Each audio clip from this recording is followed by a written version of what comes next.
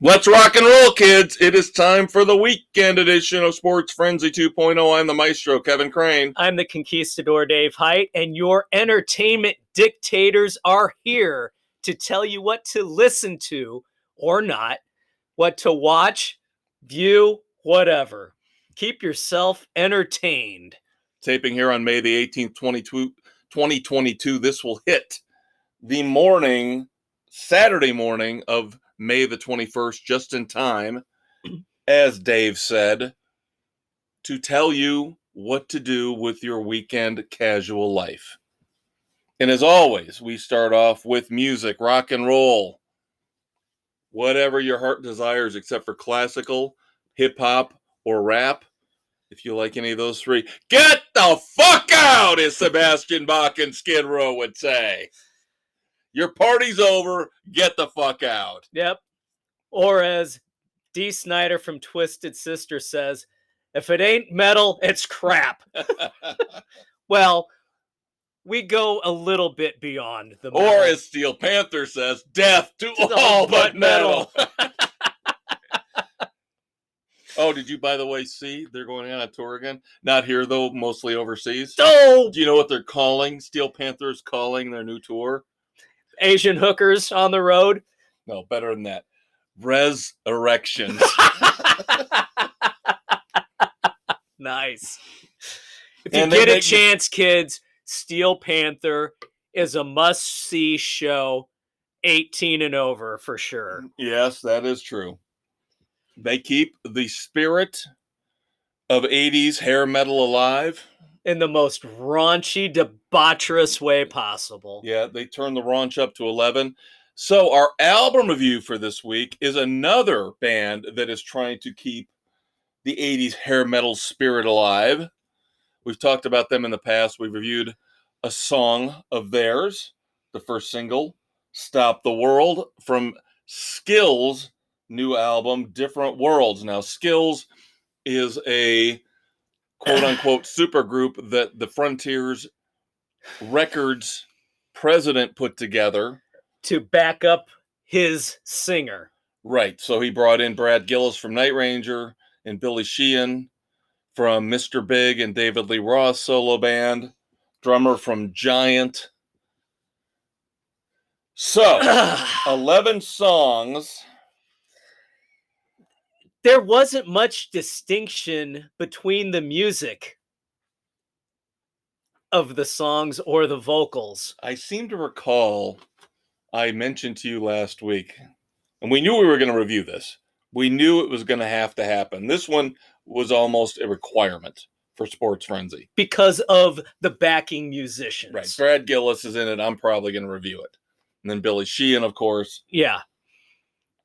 This screams of corporate writing. Yeah, corporate writing, corporate rock, a manufactured bunch of guys forced together who really probably didn't want to be together. Right. But needed the paycheck. Or were offered too much to turn down. Right. Yeah, I've told Dave the lead singer that the head of Frontiers Records is pushing here. He looks like he wants to be Mr. Tough Guy. He looks like he should be more well suited for a more modern rock band. Right. Because he's got the ear gauges, he's got the neck tattoos with the snakes and the knives and everything. And seeing him against the other three guys from the 80s hair bands just doesn't look right. His vocals are okay, but there's no real range or depth to them. No. All right, let's go through here and look at some of the songs. I will say right off the bat, Escape Machine, the lead-off track, I did not like it that much at all.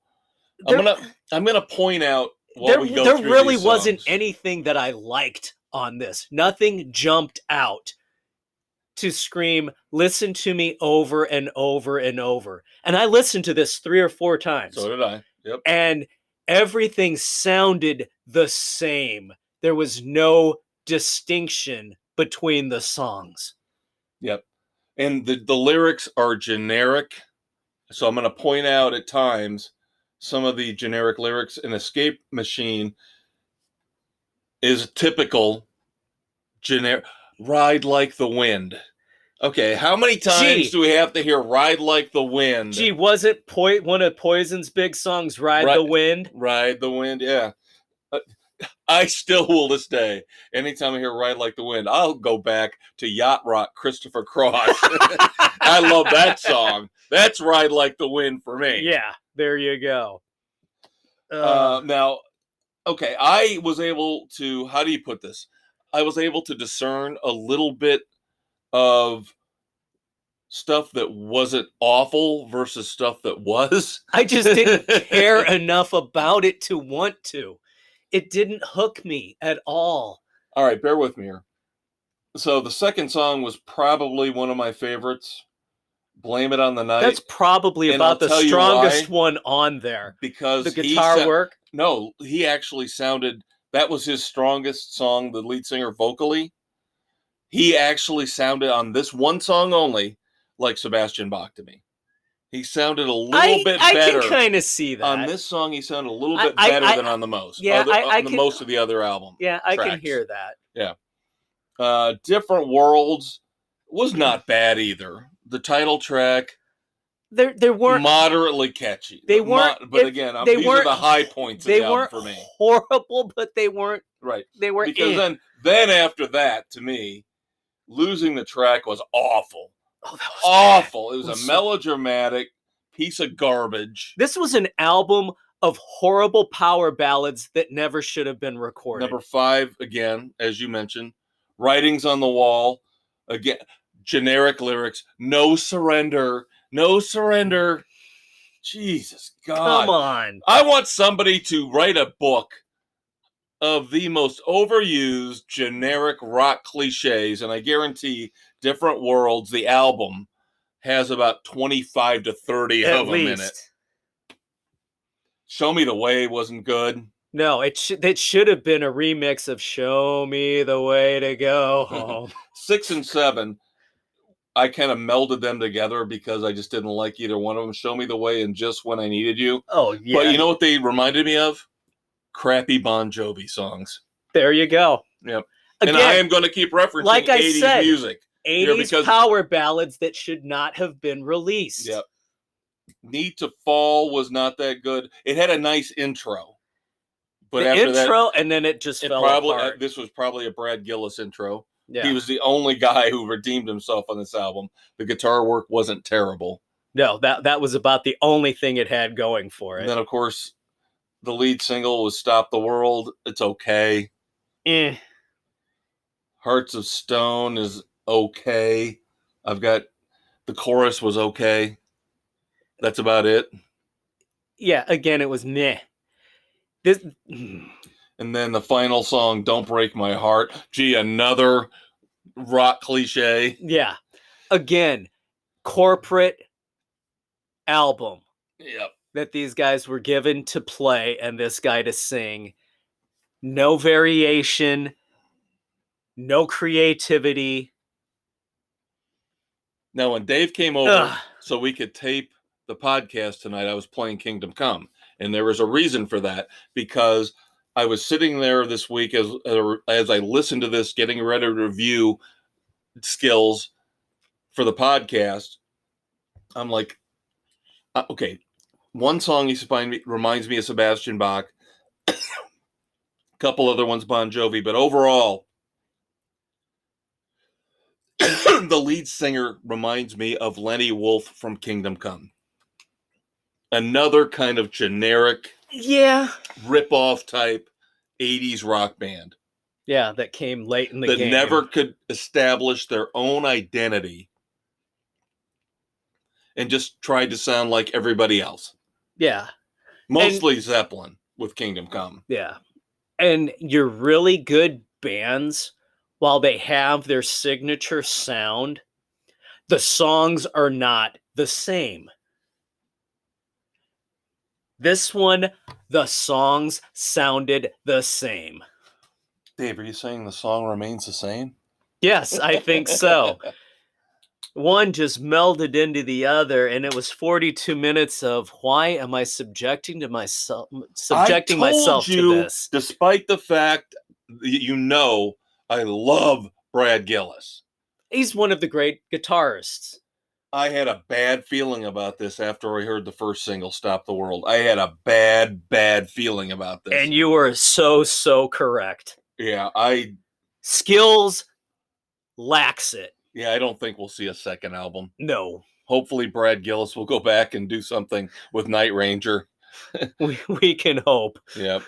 I will be a little bit generous, and I'll give it 1.5 frenzies. Just because of Gillis's guitar work. Yeah. Pretty much, yeah. Yeah, that's right where I was with it. It gets that one, they put it out, and the extra half for the guitar. Yeah. And this is after listening to it. As Dave and I said, we try to listen to these albums every week, 3 or 4 times a minimum, to get a feel. And I kind of, after the 4th listen, maybe liked it a little more. If you'd asked me to review this after the first listen or two, it would have been 1 to a half. It got a little bit better, but not much. To me, it got worse the more I listened to it. Oh, geez. That's the worst. That is the worst. That's the more I listen to it. It's like one just melded into the other. I'm like, why? Yep. So stay away from Skills.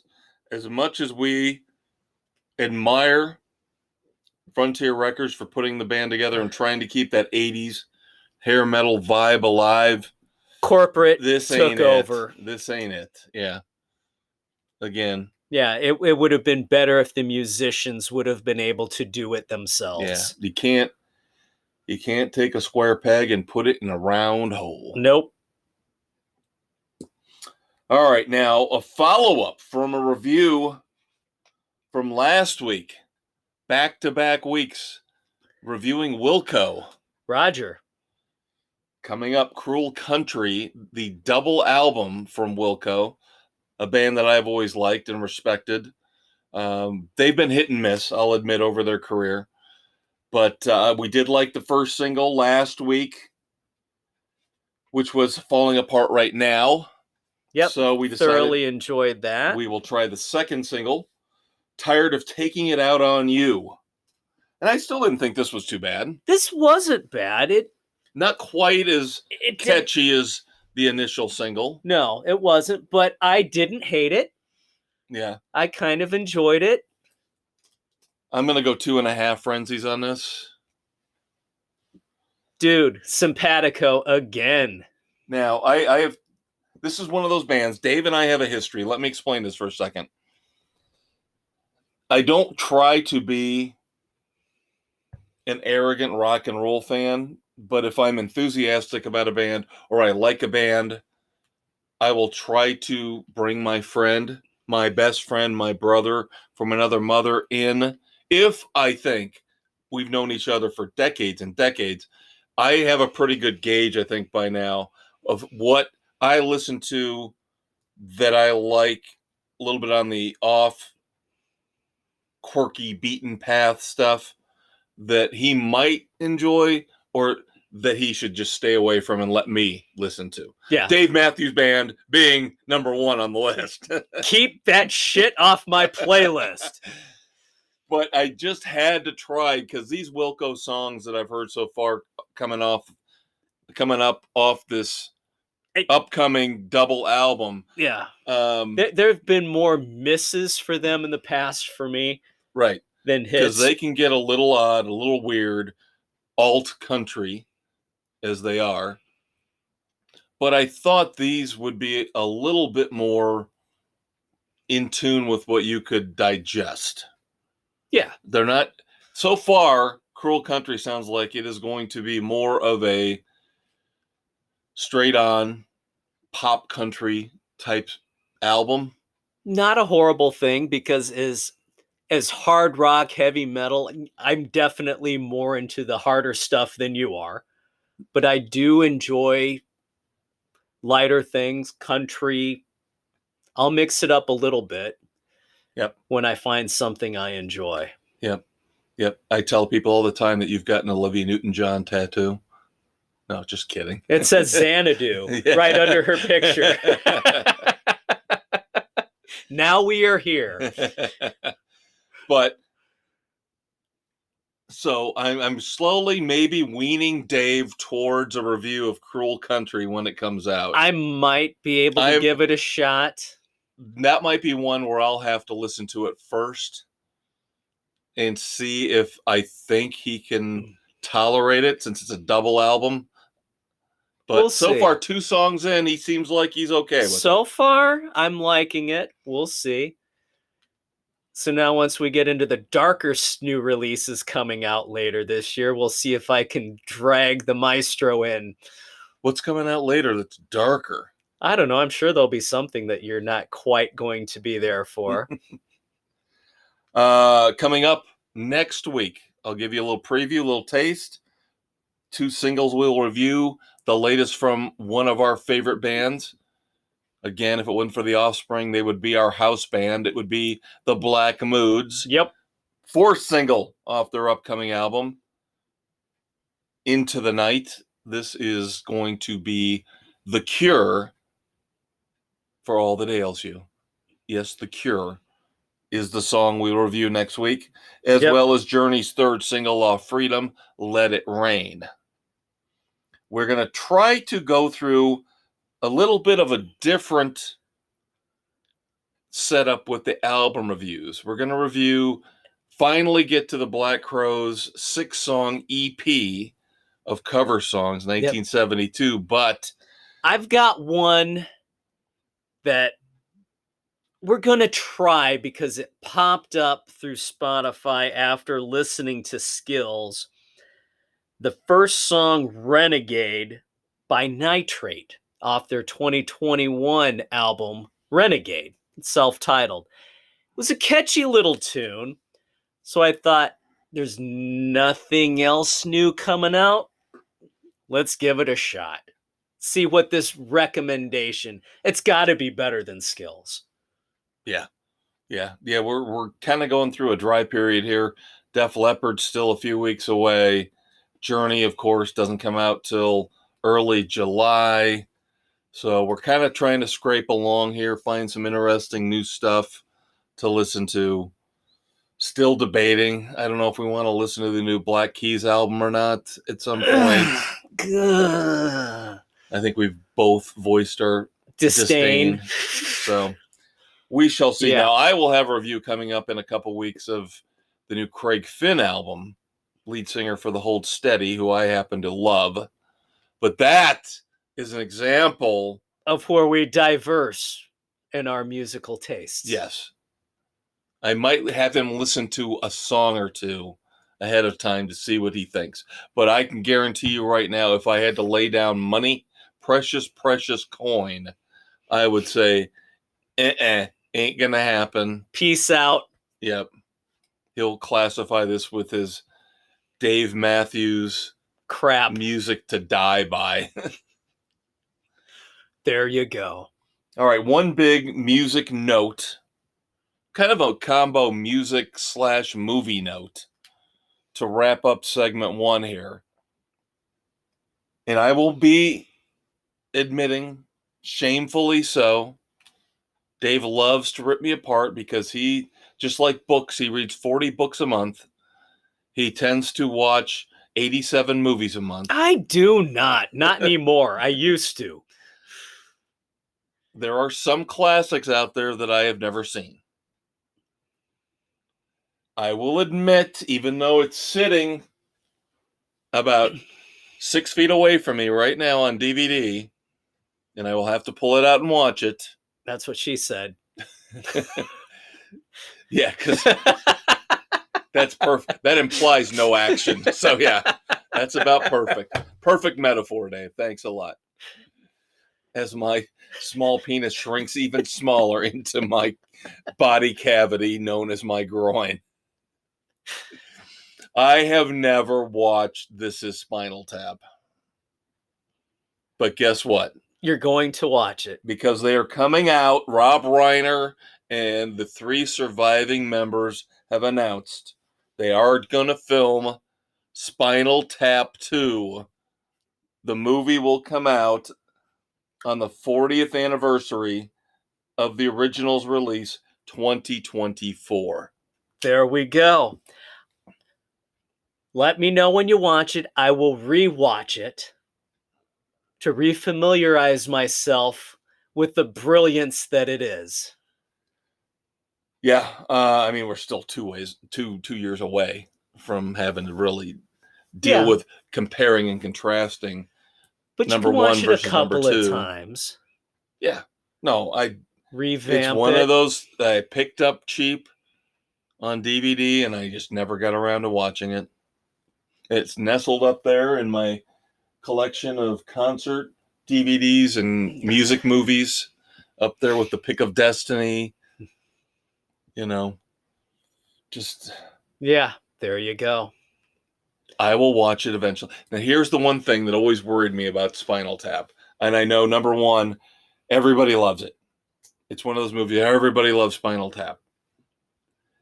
I just don't like the actors at all. I never have liked Christopher Guest and Harry Shearer. McKeon's been okay in some stuff. But this is kind of one where it works, because I'm not necessarily a fan of everything they do either. But this is one where it's just like the combination with Reiner pulling them together. And I hate Rob Reiner too. So meathead, liberal meathead now. But I'll watch it. I will watch it. What is the big hit song they had on Big Bottom? Isn't that one of their songs? All right. Yeah. Yeah. Now, Reiner hit on this, but not quite as well as he hit with The Princess Bride. Another movie I never watched. Oh, you're killing me, Smalls. Again, I see it and I go, same thing. Same thing. Same thing. Another movie that everybody loves that I just look at and go, what do I care? What, because Andre the Giant's in it? You will care. And did you say Rod Howard directed The Princess Bride? No, Rob Reiner. You better be sure about that. It's not Ron Howard. It was Reiner. Okay. Maybe I'm thinking of Willow. You might be thinking of Willow. Okay. Rob Reiner did The Princess Bride. I still hate him. I still hate his stupid liberal hippie ass. And that's well and good. Robin Wright. Yep. Mandy Patinkin.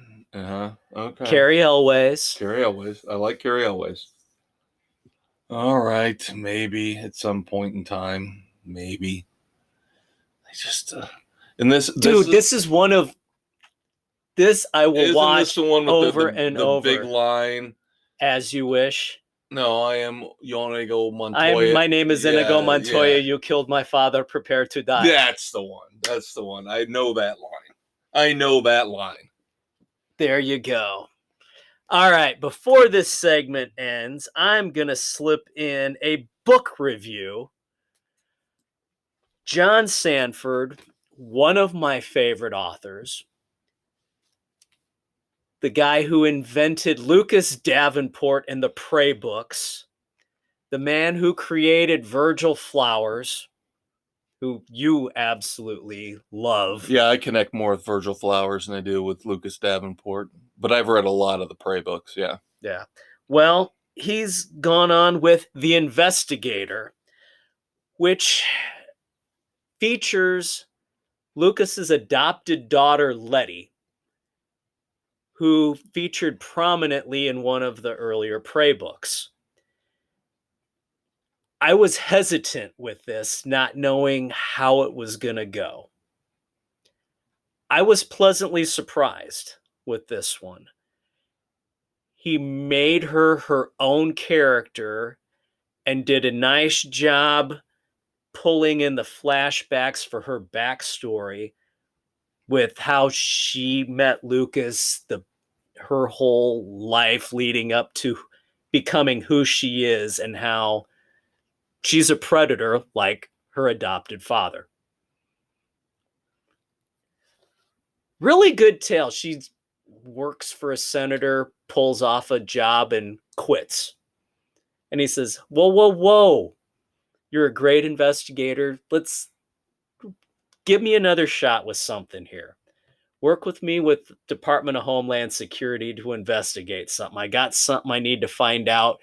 Who's siphoning off oil down south? What are they doing with the money? Rumblings are there's some sketchy offshoot organization trying to pull off some kind of coup against incoming immigrants from the South. So, not a bad little tale. Decent investigation. Pretty well written. I'll give it 3. Okay, 3 frenzies, not bad. So, like I said, I had no expectations going into it, wondering how he was going to pull this off, and left it open for a second one. I was impressed. I kind of like it. I like the character. I'm so far behind on the Prey books. I don't know if I'll ever get to reading this, get to partake of it. Yeah. See, now, Dave, what Dave should do, because he reads 400 books a month, is he should have a podcast about all the books he reads, because what he does is he dials it down for Sports Frenzy's Weekend Edition and really only reviews the books that he knows that I'm interested in and that you guys are probably interested in. Because I'm going to drive him crazy right now because he knows I only read 7 or 8 books a year. This is true. So I just did a review. What was it? 2 weeks ago, we did a review of Jonathan Kellerman's last book. Yeah, and I think I've read 6 or 7 since. See, you people see what I'm talking about? This is what I'm talking about. I started another book. I'm 25 pages into another book. And he's read like 47 books already. I was just going to say, I started in on Jackrabbit Smile, Hap and Leonard from Joe R. Lansdale, but, like the distracted dog that I tend to be. Oh, look, a squirrel. Amazon gave me an unbelievable deal today on a Kindle book that I might jump over to. Finish what you've started, man, for the love of all that's holy. In the immortal world of Van Halen. Finish what you started. That's right. But I've been wanting to buy the hardcover. It's Hap and Leonard. Finish it. I will. Now I'm going to have to hold off on the new James Lee Burke for a while. But I got a hold $4 on Kindle. Just came out last year. And I know I mentioned this to you. Joe Ide took over the Philip Marlowe series. Yeah. The Goodbye Coast. I got a hold of that I want to read that. I love reading interpretations of these characters. Well, Marlowe, James Bond. So we'll get a review in another 9 months? Shut up, Dave! I will finish Hap and Leonard. I will read Joe Ide's take on Philip Marlowe. Then I will go to the next Hap and Leonard, The Elephant of Surprise. Okay? That's my schedule for right now. That should take me through 2024. He's not kidding, kids. Oh, I'm kind of kidding. Not really. Oh, God. The for a shit man I have to go through on this podcast. For a man who enjoys reading and literature and his favorites, you kill me, Smalls. Yeah, Dave sees the books around, and I have read the little these time books. you I have read all these books. Actually reading. I have the 4 or 5 authors I will read. You know who they are. You read them too. I do, and then some. Yeah, and then a lot of some. All right, kids, that is it for segment 1. Coming up next, lots of movie reviews, big movie reviews, latest releases. You want to listen to these breakdowns. So stay tuned. Dave and I will be right back. She walked into my office just as I was reaching for the bottle in my bottom desk drawer. Legs till Tuesday, lips like pillows. I want to hire you, she said, to find Sports Frenzy 2.0. Doll, I said, that would be the easiest case ever. Sports Frenzy 2.0 is on Spotify, Anchor, Google, Apple, everywhere you listen to podcasts. She nodded to herself, sat down and smiled. I grabbed 2 glasses. Life was good. And so is Sports Frenzy 2.0.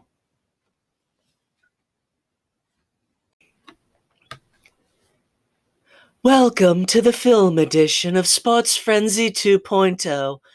I am the Conquistador, Dave Height. Along with the erudite Maestro, Kevin Crane.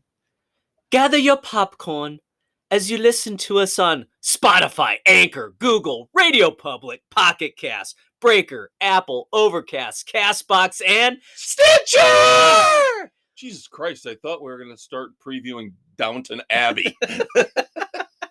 Keep you on your toes. Yeah, everything we're reviewing this week is pretty much the opposite Exactly. of Downton Abbey. That's why I went with the low-key intro. I think you should start because you have the biggest release. You have the big, monstrous Marvel hit to review, so you go first. All right, here we are recording on May 18th, 2022. This will hit on Saturday, the 21st, in time for you to decide what to watch. On a whim, last night, before we record here, the family and I decided to go see Doctor Strange in the Multiverse of Madness. Wow. This, you can tell Sam Raimi put a dark spin on the Doctor Strange tale. Went way dark in a lot of places in a very good way. I don't want to give a lot away, as we try not to do. But if you've seen the previews, you kind of know it's Doctor Strange protecting a young girl from the Scarlet Witch. Or, I'm not going to blow anything, we'll call her the Scarlet Bitch in this case, because she's got some issues, kids. Well, if you've seen WandaVision. Yeah. Many and varied issues. And wow. Yeah, this young girl, America, has the power to travel through the multiverses. And Wanda wants her power. And a couple of strangers have tried to help and failed, and she winds up with the one we all know and love. Escapes to another multiverse where they have to deal with the Illuminati. And that whole situation is interesting, to say the least. Yeah, it's a wild ride to redemption, kids. Now, I wonder if... Now, I didn't expect a lot in terms of popularity from Doctor Strange, because I remember the first movie, and I'm not talking quality. I liked the first movie a lot. Made about $230 million roughly at the American box office. And I knew this one would get a bump from the fact that he plays an integral part in Spider-Man No Way Home. Right. So I figured it would open big, but it took a huge drop off after week 1. It did. And a lot of people are saying because of the horror aspect has a lot to do with it. I didn't think it was that big a deal. I thought it was actually apt to the story. Yeah. And of it's what still was going to end up going making, on. It's still going to end up making $150 million more than the last one did. Yeah. No, it's there. I've got some issues with it, you'll find some things that are like, "Oh, really? Why? Okay, whatever." Right. You know, some boxes need to be checked Sure. and Of everything. course. Of course. But still, it's a decent flick. Yeah. And I'll give it 3. It was enjoyable overall.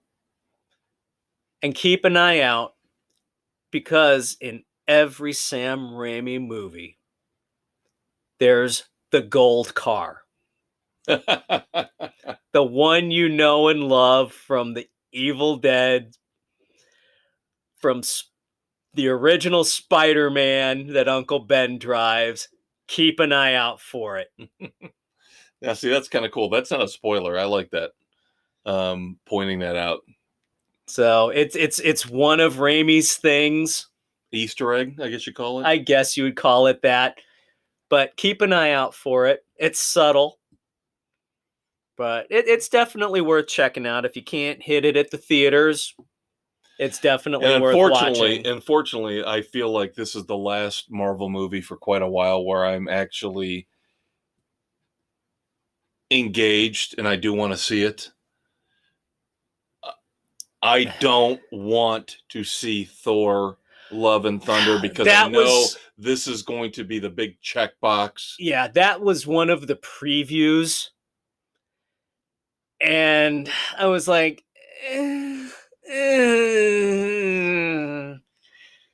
yeah. And I'm not the biggest Ant-Man fan, and I think that's the next one up after that. They're fun, but I've always kind of looked at them a little bit differently than the other Marvel Universe movies. So, and then after that, I think is Captain Marvel 2. Yeah. And I will say, as with all Marvel movies, you have your mid-credit and end credit. Two scenes to stick around for. Yep. You have to have the final one after the credits to get closure for the movie. Very good. Very, very good. So we have a mutual review this week. We do. We decided to partake of last Friday's big wide release, also streaming on Peacock, the remake of Stephen King's Firestarter. Yep, we watched it, and I don't think it was worthy of the theatrical and streaming simultaneous release. Yeah. I here's what was running through my head, because I'd seen the bad reviews, the bad ratings had gotten once it hit last weekend. And I usually don't let those influence me, because there's plenty of movies out there that people give bad reviews to that I love, and vice versa. Right. You know, Nomadland with Francis McDormand shitting in a bucket! He's scarred for life, kids. Or Don't Look Up. Or Power of the Dog. Power of the Dog shit.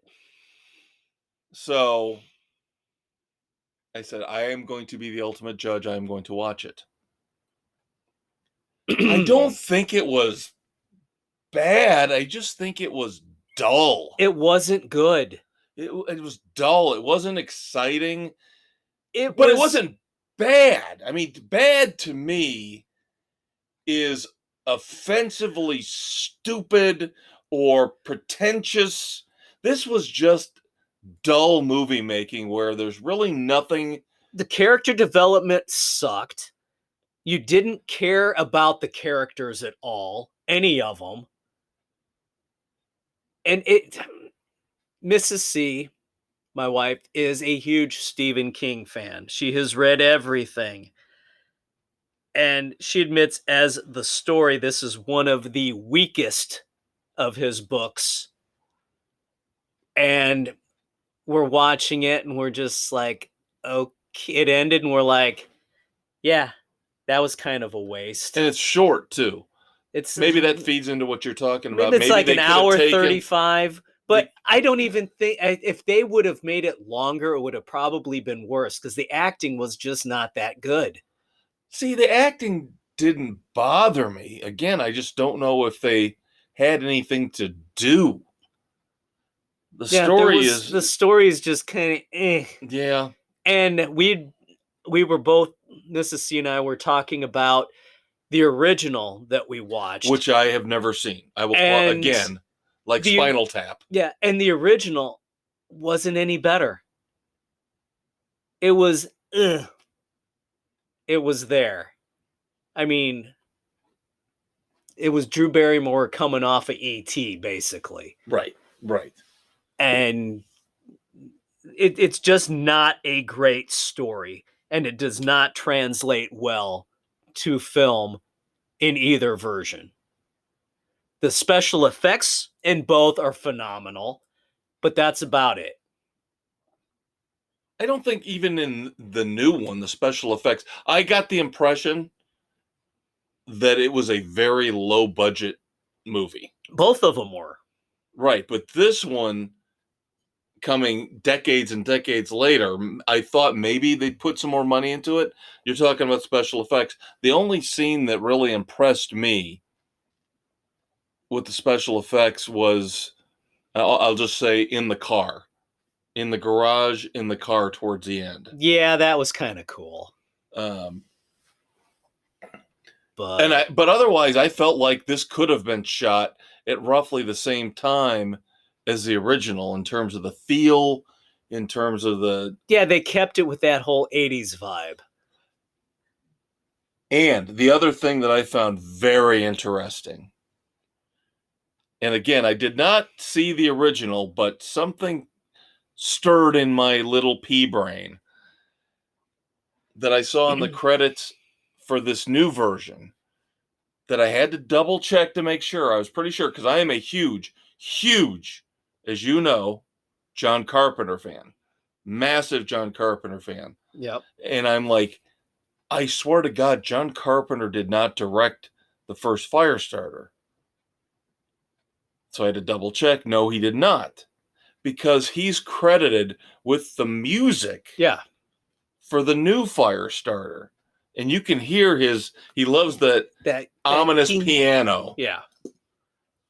I thought that was fascinating that he does, or is credited for the music for the new Firestarter, but really had nothing to do with the original. No, but if you're doing a horror movie, really, who do you want to do the music? Yeah, I get it. But I always thought that was something he would do vibe. for his own movies, not for somebody else's movie. Why not if he's getting paid for it? But no, it did nothing for me. I give it 1.5. Yeah, I figured you were going there. Yeah. I'm going to give it a weak 2. I think I liked it a little bit more than you, again, because I didn't, number one, have anything to judge it by in terms of the original. And number 2, while it is not an exciting movie, it's competent to a certain level. Yeah, I did like Rainbird. I thought that character was pretty interesting. His whole evolution, I guess you would say, through the film. Right. Coming through. Yep. And I do like Gloria Rubin. She's a hot box of rocks. Looks very good in a tight sweater. Yep. Sorry. No, that's about the highlight. But again, a week 2 is not a recommendation by any stretch. So. No, that's 1.5. Stay away from Firestarter. Yes. I will not bury it like most people are, but I will definitely say it is not an interesting, thrilling movie. No, not by any stretch. As it should be. All right, my surprise review of the week. Is there a better line to start a movie with than I'm Johnny Knoxville and this is Jackass? Oh my God, that's on my to-view list for this week. Oh, okay. I won't spoil it too much for you. I did break down, since I got rid of Disney Plus after Moon Knight, I went ahead and shelled out the $5 to get Paramount Plus for a while so I can catch up. I'm thinking all of that. doing it. I may not. I don't know. We'll see. Well, I've let their content accumulate, and we'll talk more when we get to TV and streaming about a lot of the stuff they've got coming up. Especially, they're going to kill Yellowstone. I think now they've got 4 series offshooting from Yellowstone. Now they've announced On Paramount, between Paramount Network and Paramount Plus. See, when we get to our TV stuff, I will rail on Paramount. So continue with. But I also Jackass. Yeah, I've got some more Paramount Plus stuff for TV as well. But I did not get Paramount Plus just for Jackass Forever. I could have gotten a free rental of it somewhere else. But again, I want to watch the Yellowstone prequel. I want to watch the Jeremy Renner, Mayor of Kingstown show. God help me, if I'm bored, I might even watch The Lost City with Channing Tatum and Sandra Bullock.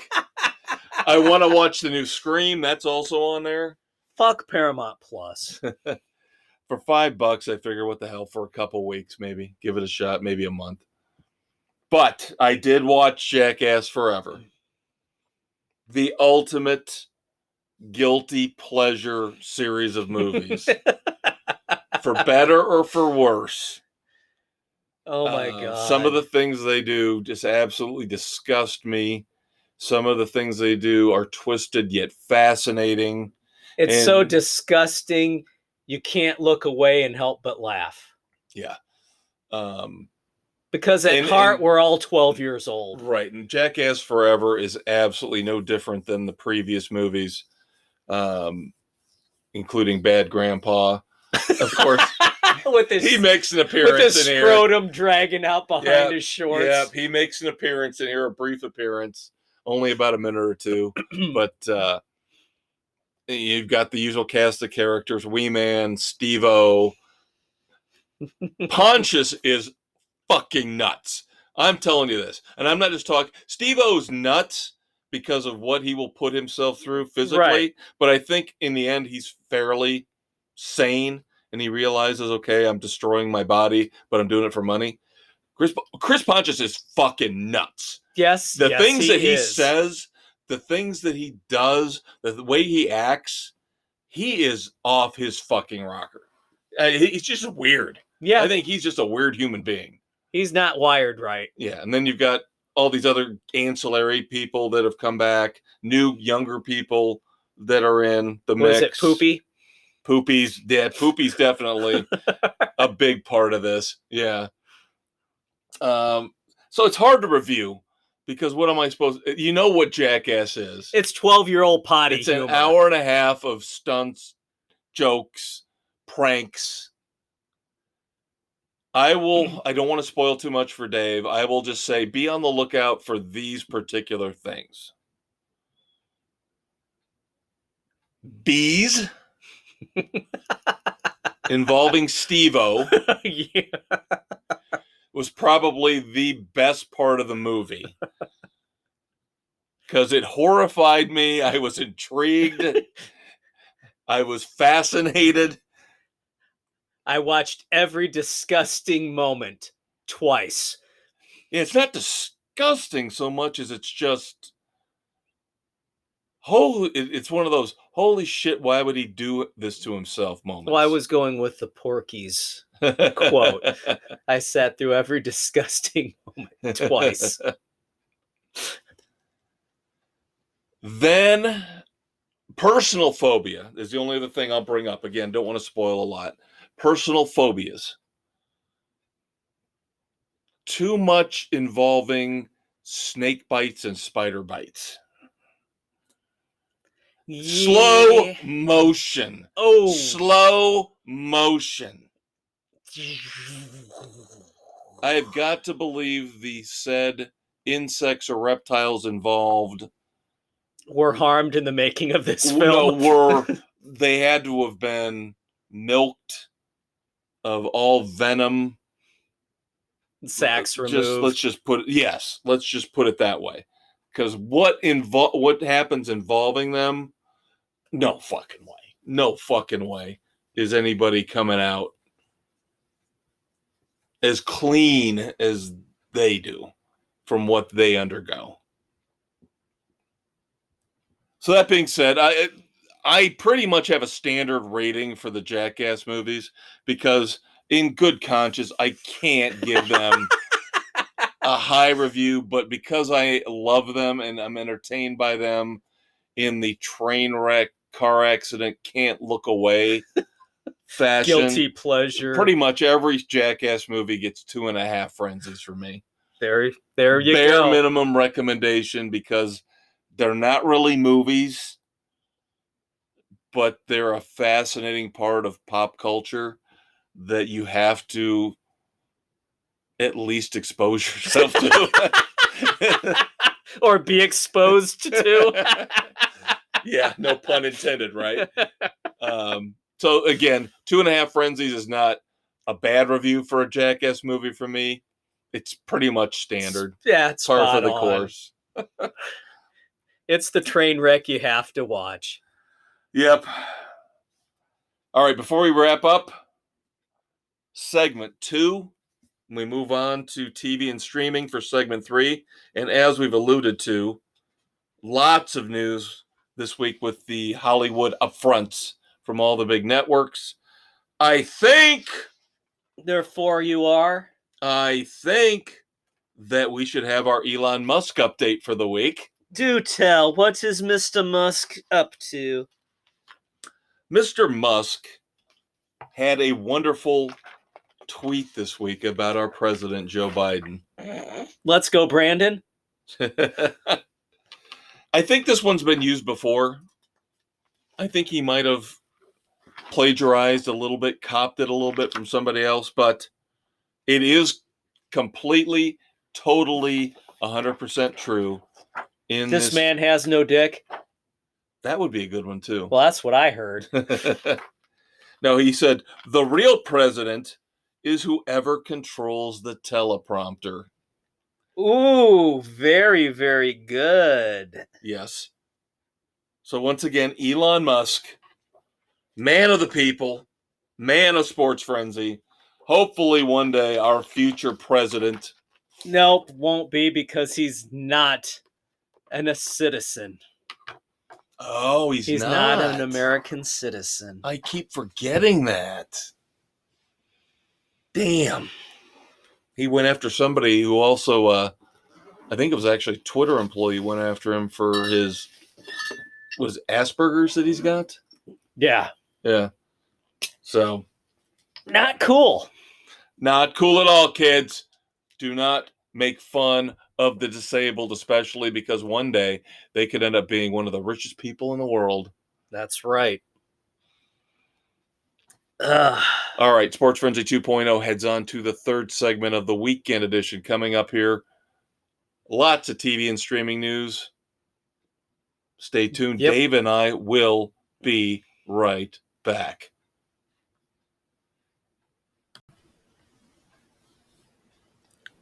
In the fortress of solitary justice, 2 brave men hold the fate of the sports world in their hands, with the utterance of a single word: Frenzy!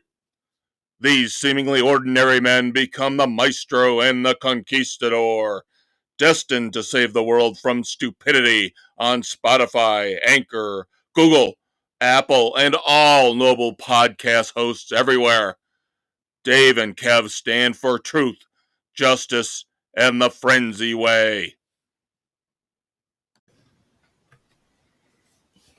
Hey everybody, welcome back. Time to wrap up the weekend edition here, Sports Frenzy 2.0. He is the Conquistador, Dave Height. He's the Maestro, Kevin Crane. Taping here on the 18th of May, 2022. This will hit, of course, as you're eating your bacon and eggs, your healthy breakfast.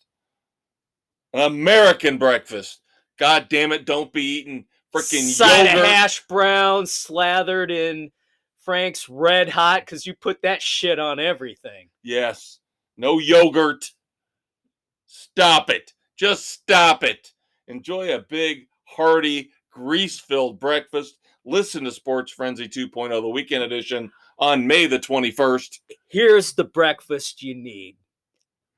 Hash browns mixed in with some scrambled eggs, with some Colby Jack cheese, and chorizo sausage. I was waiting for the chorizo, man. We had that last weekend, and it was Yeah. freaking phenomenal. Yes. So good. I don't know how we lived without chorizo for so long. It just seems like chorizo is basically within the last 4, 5, 6 years become a big thing. Oh, love. I know. Me some I've still chorizo. got some chorizo left. I may have to get some jalapenos and make my stuffed chorizo jalapenos with cream cheese and cheddar on top. And it should be a federal law that if you go into a grocery store and buy at least 3 packages of chorizo or tubes or whatever you buy it in, that you have to get a free angioplasty. It's so good, but so bad. So for you. good. So there's your weekend edition menu. That's right. How do you like that, kids? A bonus. A little bit of cooking for you to get you going here. We don't have any reviews for you this week on TV and streaming. We've got some updates on shows we're watching. Yep. Why? Because Freevee is only giving me 2 episodes of Bosch Legacy a week. And it's killing me. Well, again, I think it's getting more and more rare that the streaming services are going to give you everything at once. Yeah. Ugh. Now, Sucks. It's not as bad as Disney Plus only gives you 1 episode a week. Yeah. You know. But no, Bosch Legacy, 6 episodes in, still loving it. Still so good. Things are coming to a head here at the midpoint. One of the cases is just about wrapped, and the other is rolling right along. So Welliver again as Bosch is brilliant. So damn good. I am happy that this makes you happy. Very cool.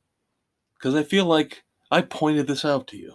You did. I appreciate it because once you go on Prime and we'll actually watch the regular Bosch show when he's the LAPD detective. And then I'm like halfway through season 1. So I'll have to go back and start again because it's been so long. All I remember is they found the bones of a kid. You know? Yeah. I mentioned I was going to begrudgingly start to watch season 3 of Breeders, which I have. I have watched the first 2 episodes. Episode 3 just dropped this past Monday. I started it but did not finish it. It looks like maybe, possibly, the son is finally realizing maybe he shouldn't be as big of a whiny snowflake douchebag as he was in season 2. Don't hold your breath. But the thing is, again, I've said this. I like Martin Freeman a lot. He's awesome. He's the rock. He's the anchor. The wife is great. The daughter is starting to become a little bit more of a focal point as she's getting older. So the family dynamic is interesting, where they argue and fight, and they go through the normal shit that we all do. You know, worried about their jobs, getting fired, worried about getting older for the parents, plus the grandparents are involved.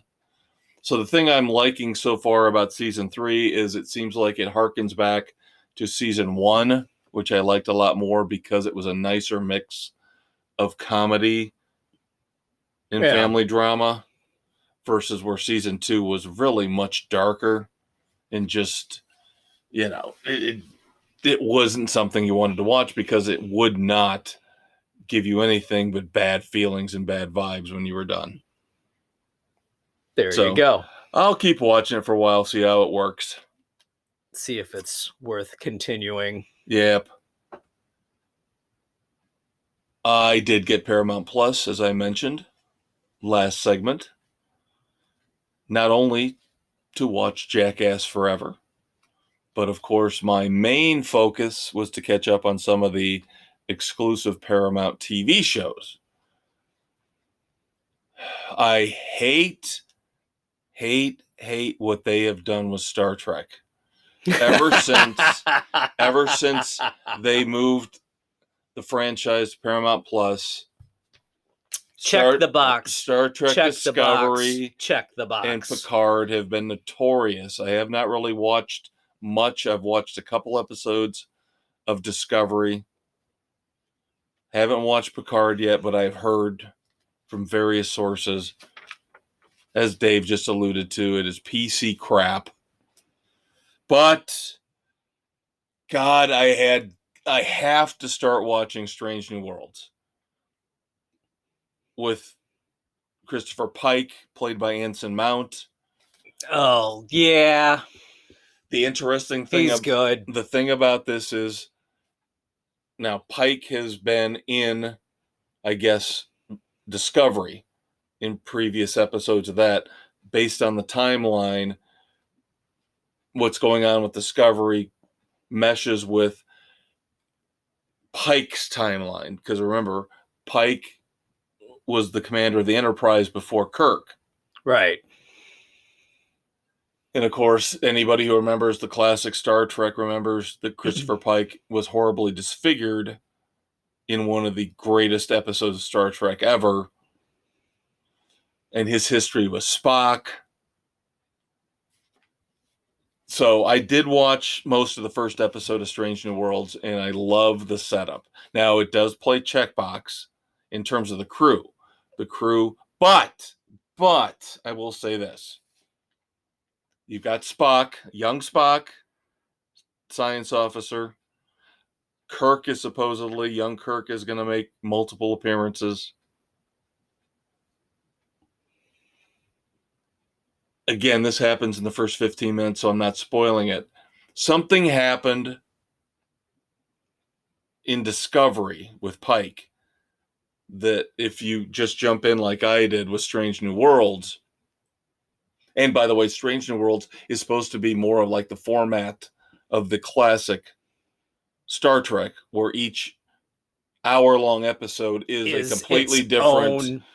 Yeah. No season-long, drawn-out crap. Right.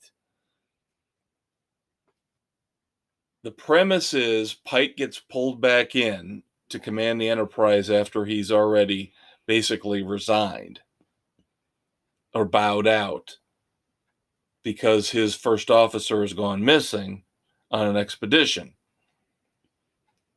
But Pike doesn't really want to go back out, but he does. He has seen what's going to happen to him because of something that happened in Discovery. So he knows 10 years in the future, he is going to undergo that horribly disfiguring accident that nearly kills him and turns him into what we saw in the classic Star Trek episode. So he knows basically from the start, day one, episode 1 of Strange New Worlds, Pike knows he's got 10 years. Oof. Ouch. Yeah, so Spock's kind of telling him as they get back, he gets, again, coerced back into taking over the Enterprise. Spock basically tells him, do what you can with the 10 years you've got. Don't dwell on it. Use the time. So there you go. That's your limitations for the episodes for the series.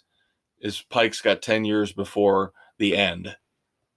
Wow. So I'm kind of intrigued by that, but again, I don't trust Paramount given how they've become so politically correct with everything they do. Like everybody is.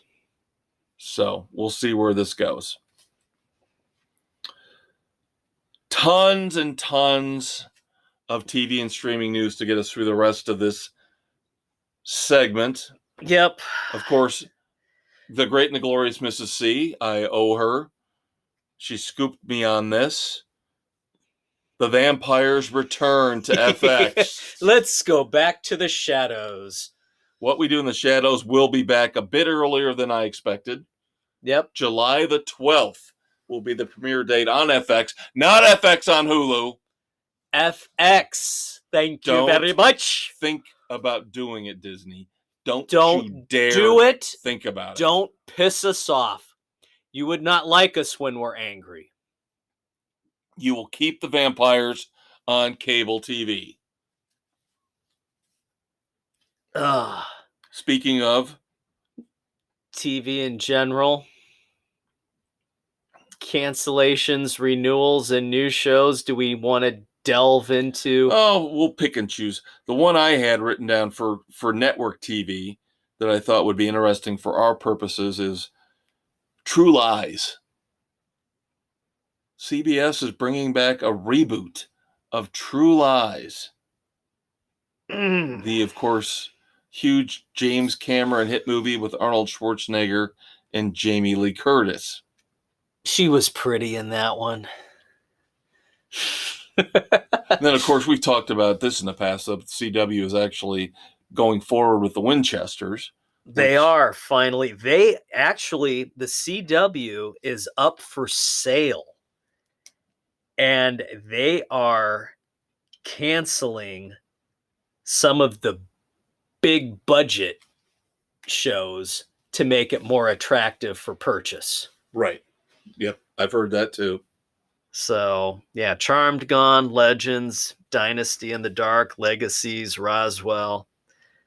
So, the big... Trimming the fat, I think they call that. The new series, as you mentioned, The Winchesters, the prequel to one of our favorites of all time, Supernatural. And this will be narrated, voiceover by Jensen Ackles. Yep. Mr. Ackles is being very, very busy. Yes, he's going to be in season 3 of The Boys. He's also now going to be a regular in season 3 of Big Sky on ABC. Interesting. We like Ackles. Yes, we do. So, in addition to the Winchesters, they're doing a Walker spinoff. Yeah. Independence. Yeah. Why? Lame. We will get to Yellowstone because I think they're trying to follow the Yellowstone model. Yeah. And then Gotham Knights, which is I will probably intriguing. watch that. I'm intrigued by this At one. least to see how it plays out. Yeah. Batman is dead in Gotham Knights. And a bunch of young heroes and children of the villains. super villains are trying to Restore do the right order. thing. Right. So, yeah. I'll give it a shot. We'll see what and we hopefully have. They don't botch it like they have the last couple superhero shows they've done. Yeah. God, why will ABC not cancel A Million Little Things to free up James Roday to bring Psych back? Ugh! Killing me there. And the thing is, maybe it's lining up for the better because I've heard, now we talked about Fred Savage and the issues he had. Right. They said the Wonder Years reboot was on the fence. They didn't know if they were going to bring it back. Yeah, and Dooley Hill is in that one. So maybe after this season both get canceled. The stars will align, Wonder Years and A Million Little Things will get canceled, and then we can bring Psych back to the airwaves where it belongs. God, that would be a beautiful thing. I was going to say one can only hope, two can only hope. God. So. Now, I know we don't have Hulu. We don't really like Hulu all that much. I was interested to hear that they are putting into place a reboot. Again, reboot. It's all reboots. Because nobody's original anymore. Of a movie. They're going to make a TV series out of a movie that I thought was very undervalued. Coming from the comics and graphic novels years and years and years ago with Sean Connery. The League of Extraordinary Gentlemen. Loved that movie. I thought it was great. Vastly underrated. Yes, exactly. So Hulu is working on a series. Screw Hulu, though. Oh, they'll figure out a way to botch it. Yeah, they will. They didn't, even though I liked it, I didn't get through the whole season. But from what I saw, the 4 or 5 episodes, they were doing a great job with Why the Last Man. But again, they don't promote this stuff. They are, Hulu is, to me, I know they've got a shit ton of subscribers, all because pretty much people are bundling Disney and ESPN with them. But they canceled MODOK after one season, Marvel's MODOK. No. They didn't follow through with DC's Why the Last Man. Hellstrom didn't make it past one season. That was really good. They are not doing the right things with their original content. They do not know how to market. Castle Rock only made it through 2 seasons, and I thought that was really good, based on Stephen King's universe. Right. That's pathetic. Yeah. They probably have the weakest original content of any of the streaming services. Remember Married with Children, Dave? Yes, I do. How would you feel about an animated version of Married with Children? I would welcome it with open arms. Well, it's coming. It's coming. They announced that Married with Children, the animated series, is in the works. The Bundys are back. All voices will be the original character. Yes! I love it. Love it. No, ma'am. Where do you go when you're feeling down? The nudie bar. 4 touchdowns in one game. I would just love to be in the room with a panel of snowflake younger kids who have only seen Ed O'Neill in Modern Family. Oh my God. And think he was a grumpy old man in that. And then have them watch Al Bundy. Children and Al Bundy. With his hands down his pants. watching Psycho Dad.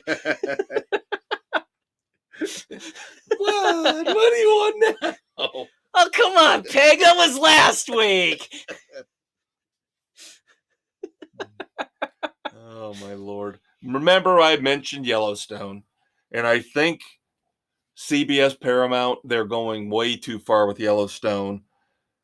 Now we're talking, they just had, what was it, 1882? The sequel on Paramount Plus with Sam Elliott and Tim McGraw and Faith Hill. Right. Now they're going to start up on another prequel called 1932, starring Harrison Ford and Helen Mirren. What? And I'm not done yet. To Paramount Network, not Paramount Plus. This one will be on Paramount Network, just like Yellowstone. Well, Paramount Network is technically cable. Okay. Not streaming. You haven't gotten far enough in to know what the 6666 means. That's right. But the 6666 will become a brand new series. Another prequel based in the Yellowstone universe. And here's the best part. It's going to be so damn watered down, nobody's going to give a shit. Remember when they used to put the game show Who Wants to Be a Millionaire on like 5 nights a week? Yeah. Because they got so greedy, because initially when it was on once a week, people loved it and watched it. Yeah, and when they put it 5 nights a week, nobody gave a shit. It died. That's what they're going to do to Yellowstone. Yeah. Because they already have the prequel, kind of like what they're doing with FBI, what they wound up doing with Law and Order, what they're doing with all the stupid fucking singing, dancing shows. NCIS. Yeah. Yep. So they're going a little overboard with Yellowstone. So let's hope they don't destroy it completely. They have started production on season 5 of the original, coming in November. I cannot wait.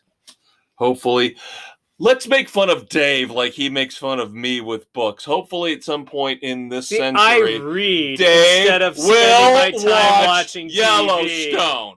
Let's hope at some point here in this century, Dave will finally catch up on Yellowstone and Animal Kingdom, because the final season for that starts next month. Yeah, we'll see.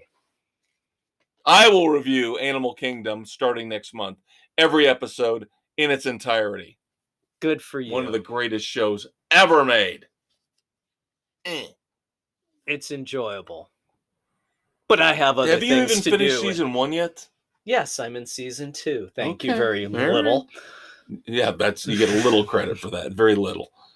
Dave and I just partook of the She-Hulk trailer that came out yesterday.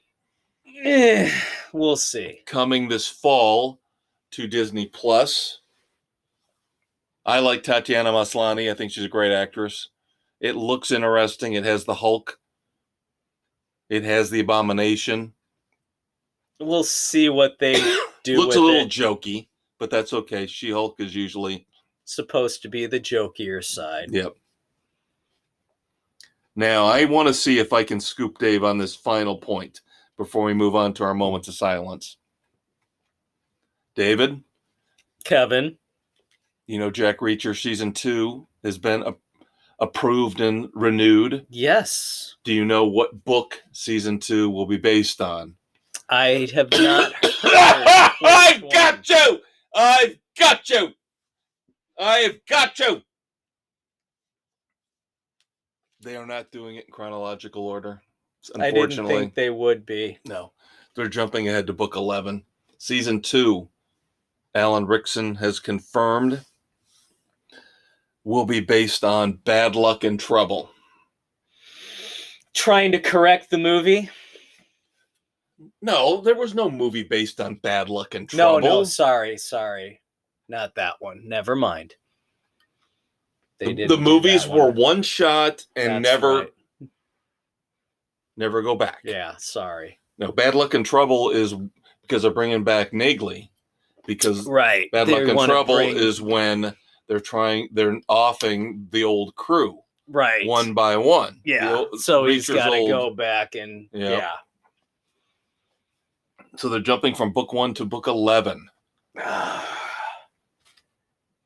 You know, I just hope they continue enough so we can get 61 hours.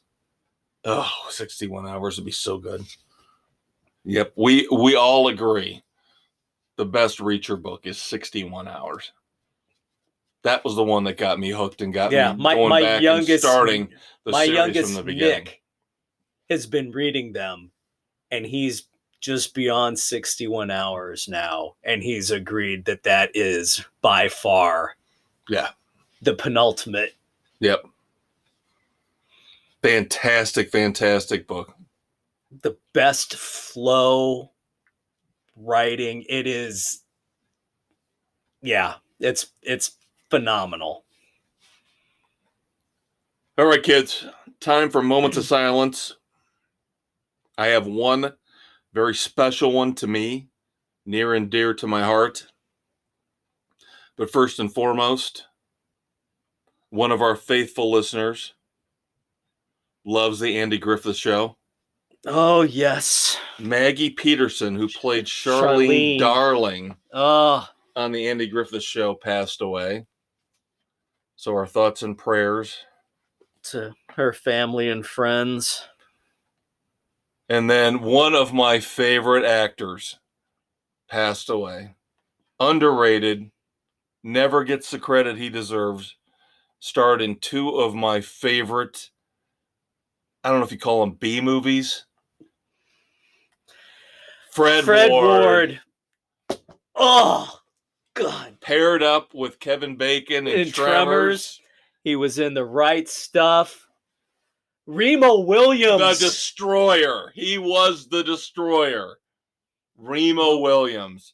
I read a ton of those books growing up. Yep. Oh. Murphy and Sapir. I love the Destroyer. And when they finally made a movie, Joel Grey, I believe, played Chun. Yeah. I thought it was a really good movie. I thought it was I fun thoroughly beyond belief. enjoyed it. Yes. But there has not been a Fred Ward movie that I have not liked. The guy was a brilliant actor. He was everybody. Yep. He was the everyman. R.I.P. to Fred Ward. Yep. As As my boys said when I texted them that he passed, both of them, their response was, no! Primarily from Tremors. Yep. All right. Moments of silence. Dave's got one to catch up on from last week. Dumbasses? Oh, yeah. Sorry. Moving on from moments of silence to dumbasses. Yep. Catch up. I don't even know why, but this guy lives up to his last name. Andy Dick. Once again,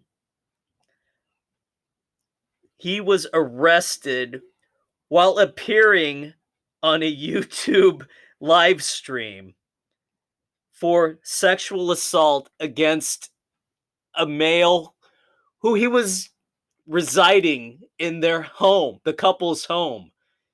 He attacked the gentleman. The man is pathetic. He's had so many issues over the years. How he's still around is beyond me. Yeah, he has had a lot of dumbass instances for decades. And he's not that funny. No, that's the thing. He's not that talented. He's not. At all. Not even remotely. So once again, dipshit reared his ugly head. All right. Aquaman. Jason Fish Momoa. Jason Momoa broke a cardinal, no pun intended, rule as he took pictures inside the Sistine Chapel recently. Yep. And of course, he posted some of them, and a lot of people started ripping on him, as people do in social media, saying, oh, look, regular people don't get to take pictures inside the Sistine Chapel, but Mr. Big Shot Celebrity does. So he had to, I apologize. I didn't know that I wasn't supposed to take pictures inside the Sistine Chapel. You know, the flashes could denigrate and degrade the artwork. But guess what? Everybody does it anyway. It's not that big a deal. So you're exonerating him as a dumbass? Yes, because every tourist going through there sneaks a photo. In the Sistine Chapel? Yes. All right. If you say so. I've never been there. Haven't witnessed it. I know a few people who have come back from travels over there who snuck pictures. Okay. Everybody does it. Okay, finally, we were talking about Andy Dick and how he has no talent. How about Mindy Kaling? I don't understand why people think... Oh my God, she is worthless. She was like the 7th funniest person on The Office, somehow has made a career out of it. She's I wouldn't even give her 7th. She has somehow spearheaded an animated show based on Velma from the Scooby-Doo movies. Oh, come on! And TV show. Oh, here's the best part. She has made Velma South Asian. Of course she has. Political correctness. And run there amok. You go. Go to hell, Mindy Kaling. You're not funny. You never were. You never will be. He's a conquistador. He's the maestro. Hope you enjoyed the weekend edition, kids. We will check you out next week. Regular Sports Frenzy and right here next Saturday morning. Bye-bye.